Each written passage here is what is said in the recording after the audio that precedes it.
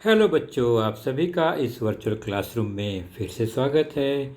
और आज हम फिर से उपस्थित हुए हैं अपना एक नया टॉपिक लेकर, जो कि कक्षा 9वीं से है। और आज का जो विषय है वह है गणित भाग दूसरा, मैथमेटिक्स पार्ट 2।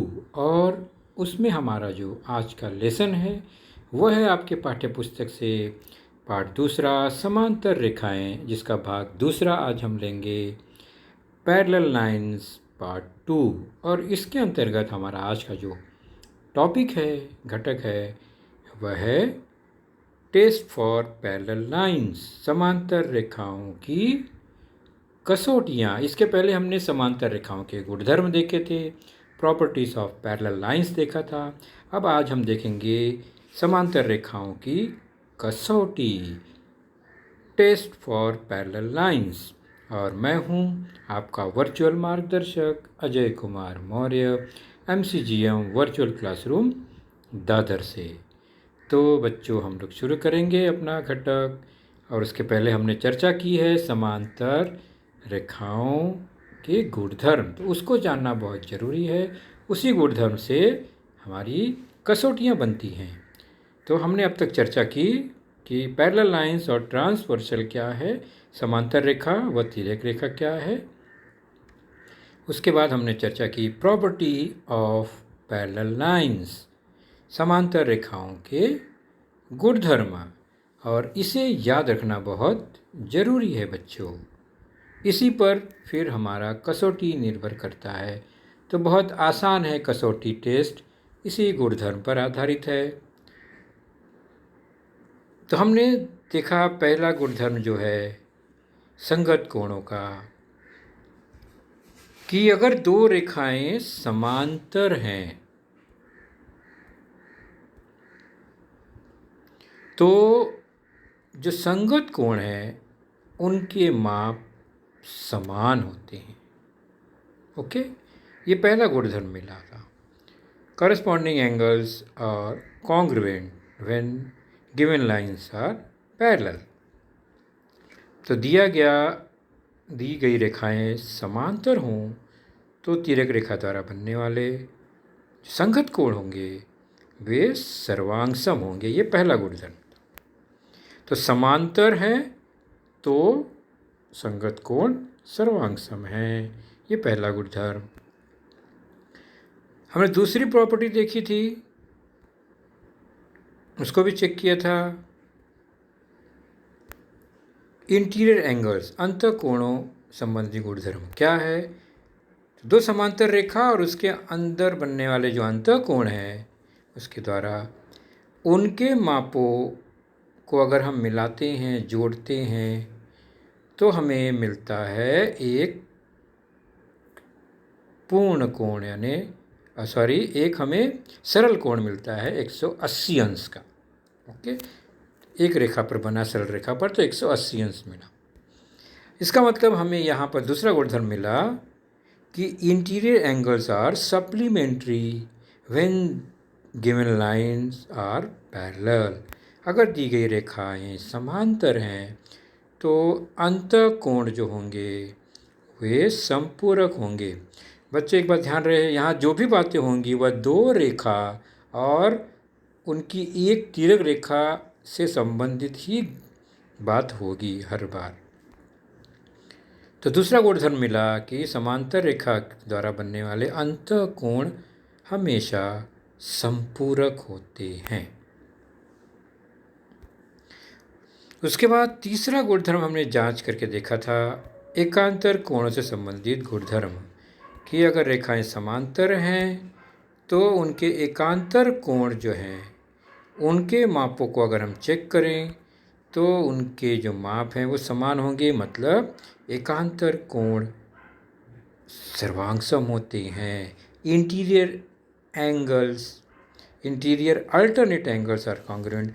तो अल्टरनेट एंगल ही है ये, जिसमें दो टाइप होते हैं, एक इंटीरियर एक एक्सटीरियर, एक अंतः एकांतर कोण, एक बाह्य एकांतर कोण की जोड़ी। लेकिन दोनों के लिए एक ही नियम है, दोनों सर्वांगसम होंगे अगर रेखाएं समांतर हैं। तो ये तीसरा गुणधर्म है। उसका पहला हिस्सा अंत एकांतर कोण। ठीक उसी प्रकार एकांतर कोणों का दूसरी जोड़ी जो आती है वो बाह्य एकांतर कोण, यानी बाहर की ओर बनने वाले एकांतर कोण, उनके माप भी अगर हम चेक करें तो वे भी समान हैं। मतलब रेखाएं समांतर हैं तो बनने वाले बाह्य एकांतर कोण भी सर्वांग सम होंगे। Exterior alternate angles are congruent.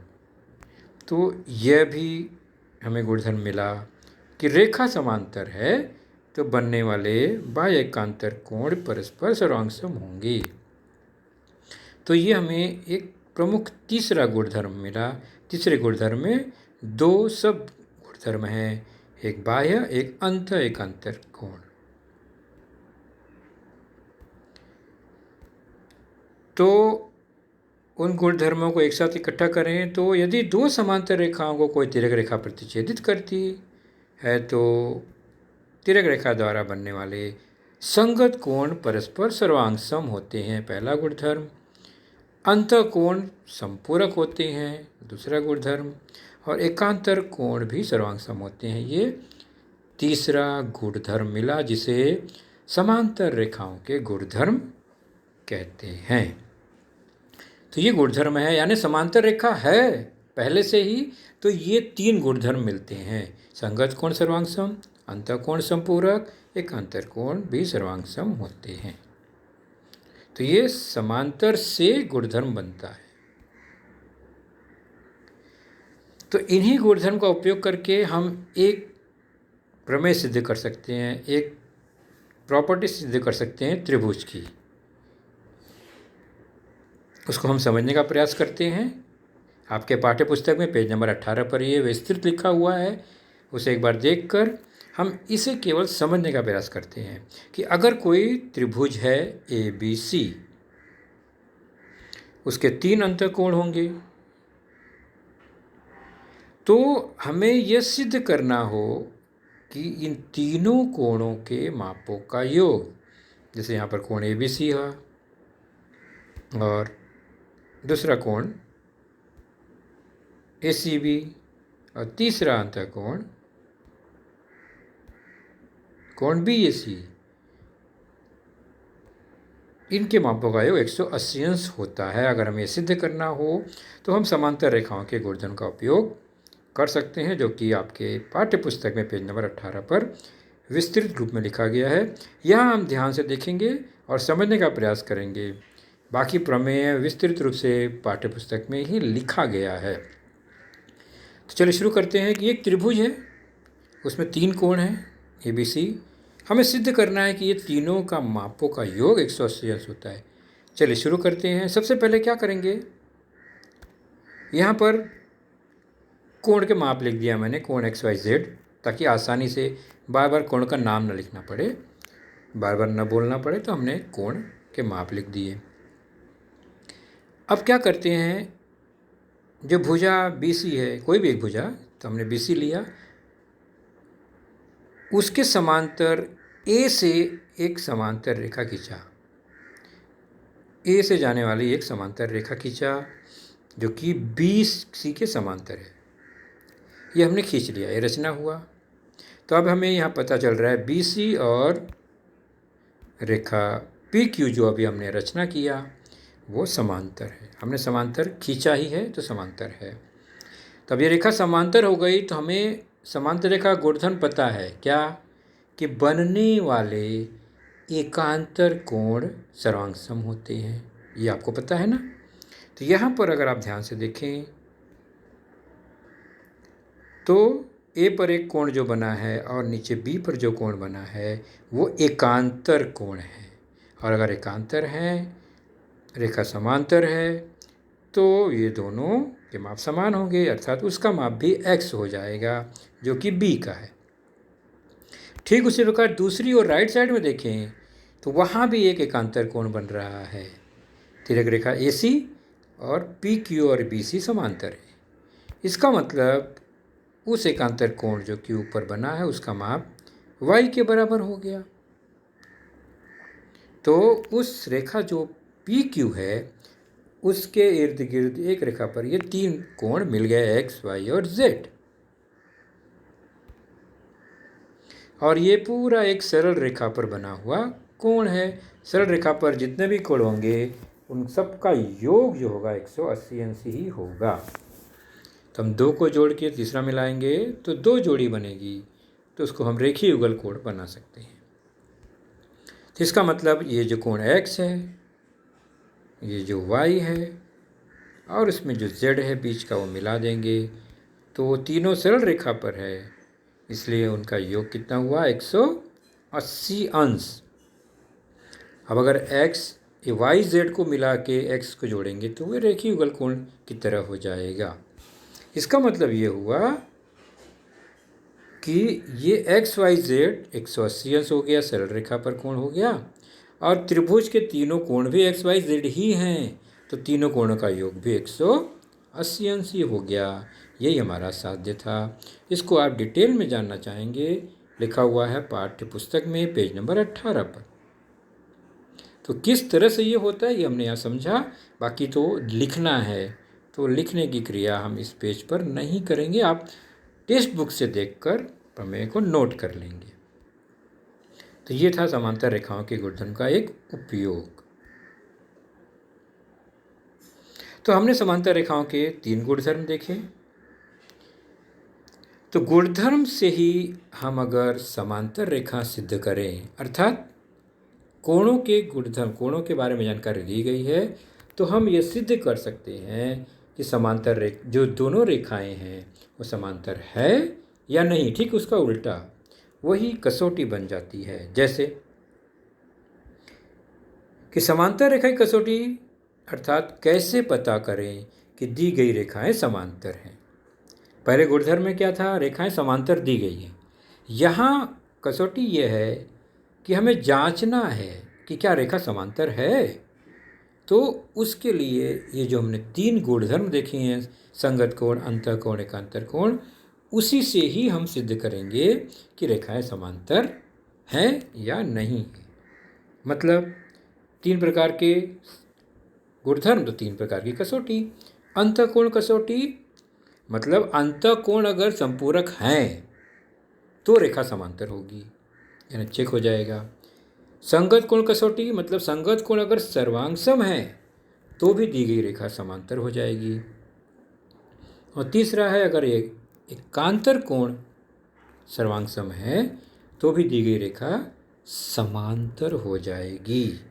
तो ये कसौटी है, यानी गुणधर्म से समांतर रेखा की ओर जाएंगे तो वह हो जाएगी कसौटी। कसौटी का मतलब चेक टेस्ट करना कि रेखा समांतर है या नहीं। तो चलिए पहला जो कसौटी है अंतः कोण कसौटी, इंटीरियर एंगल टेस्ट। तो कोई रेखा AB है और कोई दूसरी रेखा CD है और हमें बिल्कुल पता नहीं कि ये समांतर है या नहीं है, और रेखा XY जो है वो तिर्यक रेखा है। ओके, तो ये जानकारी हमारे पास है। और ये जो तिर्यक रेखा है दोनों रेखाओं को P और Q पर काट रही है, जैसा कि आकृति में है। तो उनके ये 2 कोण अंतः कोण है, ये तो आपको पता ही है। तो ये अंतः कोण में ऐसा कौन सी बात हो जाएगी कि रेखा समांतर होगी। तो दी गई जानकारी में रेखा XY जो है वो AB और CD की तिर्यक रेखा है। तो यदि ये जो अंतः कोण है पहला, जिसका नाम है कोण QPB, और जो अंतः कोण दूसरा जिसका नाम है कोण PQD, इनका योग, मापों का योग अगर 180 अंश हो गया, जो भी माप दिया गया है उनको जोड़ने पर अगर वो 180 अंश हो गया, तो इसका मतलब हम कहेंगे अंतः कोण क्या है, संपूरक है। और अगर अंतः कोण संपूरक है तो रेखा AB और रेखा CD ये समांतर होंगे, यानी हमने अंतः कोण से समांतर सिद्ध किया। इसे कहते हैं अंतः कोण कसौटी। यहाँ रेखा को समांतर सिद्ध करना है तो कसौटी का उपयोग करते हैं। तो अंतःकोणों की जोड़ी संपूरक हो तो रेखाएं समांतर होती हैं। ये अंतःकोण कसौटी है। दूसरा है संगत कोण कसौटी। मान लीजिए अंतःकोण नहीं पता है, लेकिन संगत कोणों के बारे में जानकारी हमारे पास है। दो रेखा है ए बी और सी डी, ठीक एक्स वाई जो है वो तिर्यक रेखा और पी और क्यू पर प्रतिच्छेदित कर रही हैं। तो संगत कोण अगर उनके, देखिए यहाँ दिखाई दे रहा आकृति में, ये संगत कोण किसके हैं? तो रेखा ए बी और सी डी की एक तिर्यक रेखा एक्स वाई है, उसके संगत कोण है। तो यदि संगत कोण जिसका नाम है यहाँ एक्स पी बी और दूसरा संगत कोण जिसका नाम है पी क्यू डी, अगर इनके माप बराबर हैं तो क्या होगा? संगत कोण अगर समान है तो भी रेखा समांतर हो जाएगी। तो रेखा को समांतर सिद्ध करने के लिए संगत कोणों का उपयोग हम कर सकते हैं। यदि संगत कोण सर्वांग-सम हो तो रेखाएं समांतर होती हैं। तो यहाँ पर दूसरी कसौटी है, संगत कोणों की जोड़ी सर्वांग-सम हो तो रेखाएं समांतर होती हैं। तो कसौटियाँ केवल रेखाएं समांतर सिद्ध करने के लिए ही उपयोग में लाई जाएंगी। तीसरी कसौटी है एकांतर कोणों की। ठीक उसी प्रकार जैसे कि संगत कोण था कि दो रेखा कोई भी हो, उसकी एक तिर्यक रेखा हो और उस पर जो एकांतर कोण बन रहे हैं, चाहे वो बाह्य एकांतर कोण बने चाहे अंत एकांतर कोण बने। यहाँ अंत एकांतर कोण बना हुआ है। तो ये जो दोनों कोण हैं इनके नाम ए पी क्यू और दूसरा एकांतर कोण जिनके नाम क्यू पी डी हैं, अगर इनके माप समान हैं तो माप समान हो गए एकांतर कोणों के, तो हमें मिलेगा कि रेखा ए बी और रेखा सी डी समांतर ही हैं। तो ये तीसरी कसौटी है कि एकांतर कोणों की जोड़ी सर्वांग-सम हो तो रेखाएं समांतर होती हैं, चाहे वो बाह्य एकांतर हो चाहे वो अंत एकांतर कोण हो।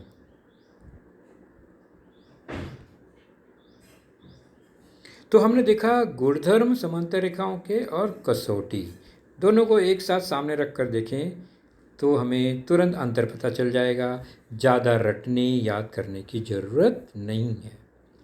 गुणधर्म कहता है कि रेखाएं समांतर हों तो अंतःकोण की जोड़ी संपूरक होती है, योग 180 अंश होता है। और कसौटी कहता है कि अंतःकोण अगर संपूरक है तो रेखा समांतर होगी, यानी इसका विलोम हो गया है ना, उल्टा कथन। दूसरा गुणधर्म था कि रेखाएं समांतर हों तो संगत कोणों की जोड़ी सर्वांग-सम होती है, समान होती है।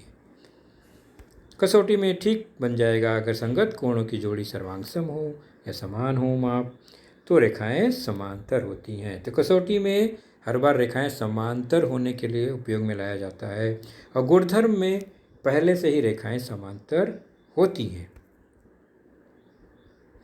तीसरा है रेखाएं समांतर हो तो बनने वाले एकांतर कोणों की जोड़ी भी सर्वांग-सम होती है, हमने जाना। और हमने ये भी देखा कि एकांतर कोणों की जोड़ी अगर सर्वांग-सम हो तो रेखाएं समांतर होती हैं। तो यह कसौटी है।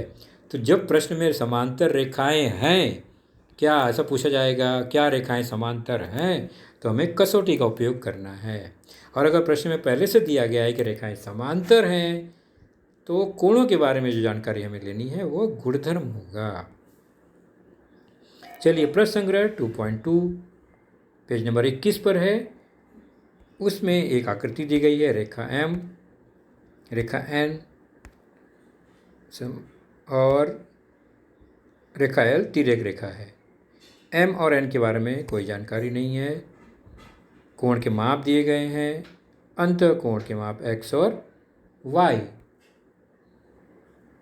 तो आकृति में y का मान दिया गया है 108 अंश, x का मान 71 अंश 71 डिग्री। तो रेखा M तथा रेखा N समांतर होगी क्या?